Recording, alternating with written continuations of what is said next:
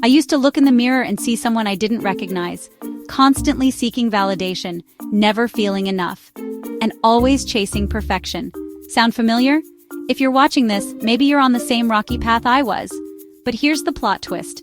I started a journey inward, and what I found changed everything. It wasn't about suddenly loving every single thing about myself overnight, because let's be real, that's like trying to fold a fitted sheet.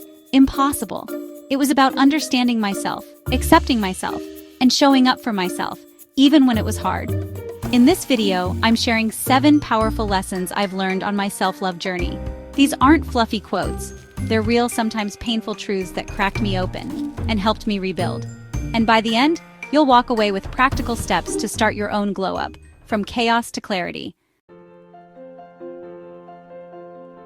Okay, raise your hand if you've ever replayed a cringy moment from 2 years ago at 3 a.m. Yeah, same. We've all been there, right? It's like our brains have a special highlight reel for all our biggest flops playing on repeat. But here's what I realized. Mistakes are data, not definitions. They are feedback, not a final judgment on who you are. Think about it. When you trip and fall, do you just lay there on the ground forever, convinced you're now clumsy Kathy for life? No, you probably laugh, maybe after checking if anyone saw. Dust yourself off, and keep going. Mistakes are the same way. They might sting in the moment, but they also show us where we can learn, grow, and do better next time. They're like those little arrows in a video game, pointing you in the right direction. So the next time you find yourself spiraling over a past mistake, remember this. You are not defined by what you did yesterday. You are defined by what you choose to do today. Forgive yourself, learn the lesson, and keep moving forward. Because the most successful people aren't the ones who never mess up. They're the ones who learn how to bounce back. And trust me, your ability to bounce back, that's where the real magic happens. Don't get me wrong, I love a good face mask and a bubble bath as much as the next person. But here's the thing. Self-love isn't always glamorous. It's not always about bubble baths and fancy candles. Yes, skincare is cute, but you know what's harder, and more important? Setting boundaries, saying no, getting 8 hours of sleep, and unfollowing someone who messes with your peace. It's about making choices that nourish your mind, body, and soul, even when it's uncomfortable. It's about prioritizing your well-being over other people's expectations. Think of it like this. Would you rather have a perfectly curated Instagram feed but feel drained and depleted in real life? Or would you rather have a life that's a little messy, a little imperfect, but filled with genuine joy and peace? Self-love is about choosing the second option. It's about showing up for yourself, even when no one is watching. So ditch the pressure to have it all figured out and focus on what truly matters, taking care of yourself.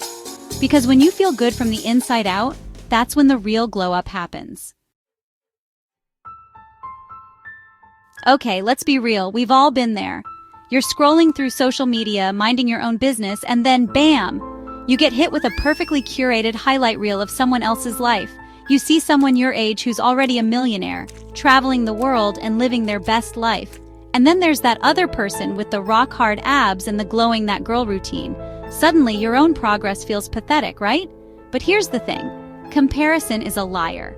It tricks you into believing that everyone else has it all figured out while you're the only one struggling. But guess what? You're comparing your chapter 2 to someone's chapter 20. And they're not even showing you the bloopers. Everyone's journey is different. Everyone has their own timeline, their own struggles, and their own definition of success. So instead of getting caught up in the comparison trap, focus on your own lane. Celebrate your own wins, no matter how small they may seem. And remember, the only person you should be comparing yourself to is the person you were yesterday. Chapter 4. Confidence is a skill. Plot twist. No one wakes up flawless and ready to conquer the world. Confidence isn't something you're born with. It's something you build. It's like a muscle. The more you use it, the stronger it gets. And you know what the best way to build confidence is? By keeping promises to yourself. That's it. Every time I said I'd show up, whether it was for a workout, a hard conversation, or studying, and actually did, my confidence grew. Think about it. When you consistently follow through on your commitments to yourself, you start to trust yourself more. You prove to yourself that you're capable, reliable, and worthy of your own respect. And that, my friends, is the foundation of true confidence. So start small, set realistic goals, And then show up for yourself even when you don't feel like it. Because every time you do, you're not just checking something off your to-do list, you're building a stronger, more confident version of yourself. Chapter 5. Okay, real talk. Healing is messy. It's not a straight line from point A to point B. It's more like one of those scribbles you used to draw as a kid, with loops and squiggles and lines going in every direction. Ever feel like you're doing amazing, you're on top of the world, you finally moved on, and then boom, you're crying over something you thought you were over? Yeah, that's not failure. That's healing. Healing is cyclical. It's like the ocean. There are waves, there are tides, there are moments of calm and moments of storm. And sometimes those storms catch you off guard. But that's okay. It doesn't mean you're back to square one. It just means you're human. So, be kind to yourself. Allow yourself to feel all the feels, even the messy ones. And remember, healing isn't about erasing the past. It's about learning to carry it with grace and compassion. Chapter 6. This one was a tough lesson to learn, but it's so important. If you constantly accept breadcrumbs, people will stop offering you the whole loaf. I learned this the hard way, being the chill girl who never said no.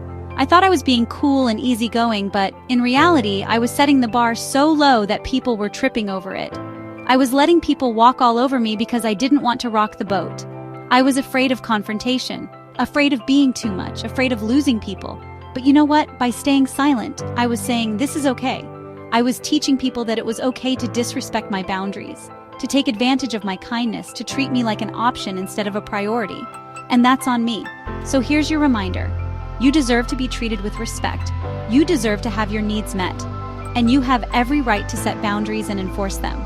Don't be afraid to speak up for yourself. Don't be afraid to walk away from situationships that no longer serve you. Because when you start valuing yourself, you teach others to value you too. Chapter 7. This isn't a dress rehearsal, people. This is your one wild and precious life.